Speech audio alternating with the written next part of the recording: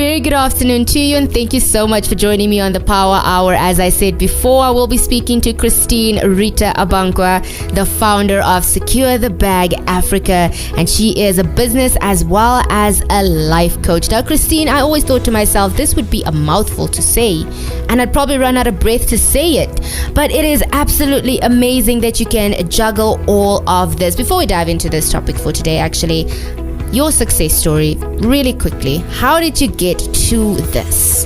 You're a business coach, you're a life coach, and you're a founder of Secure the Bag Africa. How do you do it? The secret is identifying and living out my true purpose, and then applying it to the different things that I want to do.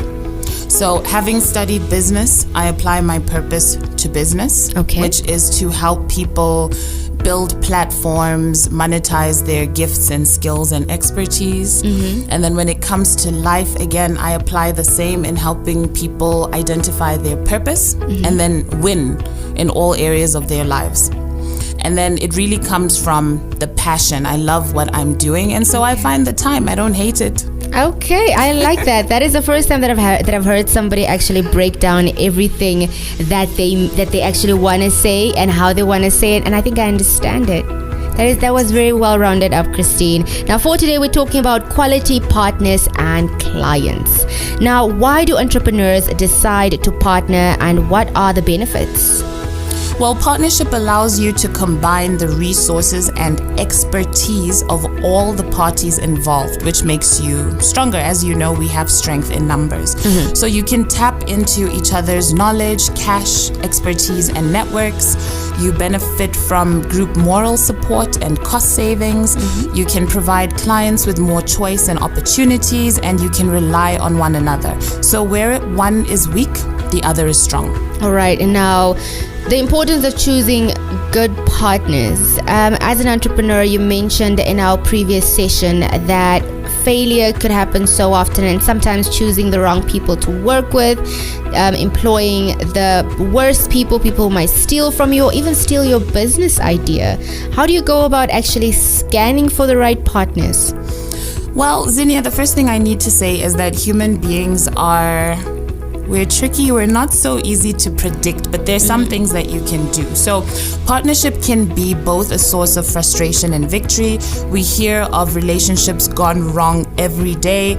Some things I've learned from my own personal experience that I consider are, you need to define your greater vision and what it will take to achieve it. Then you can go about looking for partners who are compatible and genuinely share that vision. Then ask yourself, what is the person's track record when it comes to discipline, commitment, integrity, and follow through, especially in their own endeavors? A lot of times, the way a person conducts their affairs outside the business creeps into the business. So be sure of the business values that are important to you. Then ensure you don't fall into the trap of making too many gentlemen's agreements.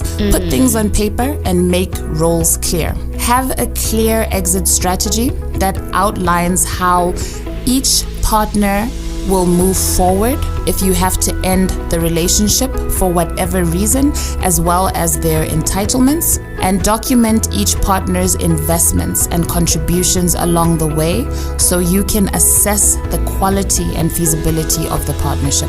All right, now how do I define a quality customer? So a quality customer, I would say, is someone who desires and needs the solution you're providing or the product or service you're selling.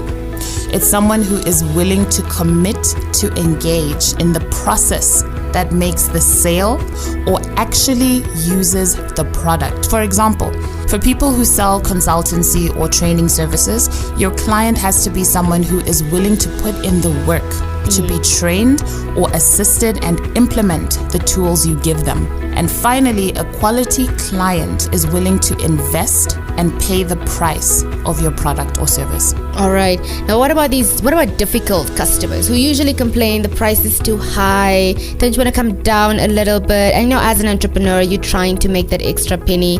How do you avoid falling into the trap? There's a quote that I really love. It says, "Nothing is too expensive. You're just not the target market."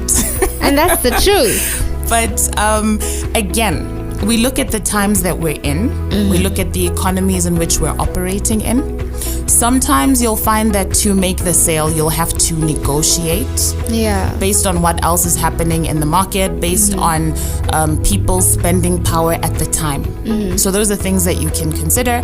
But if you know this is a value product, this is a customer who can afford to pay and they're just haggling you down, then you have to decide for yourself whether you are going to stick to your guns or pass on the sale. All right, I think that is important to know, and I like that quote. Tell me the quote again.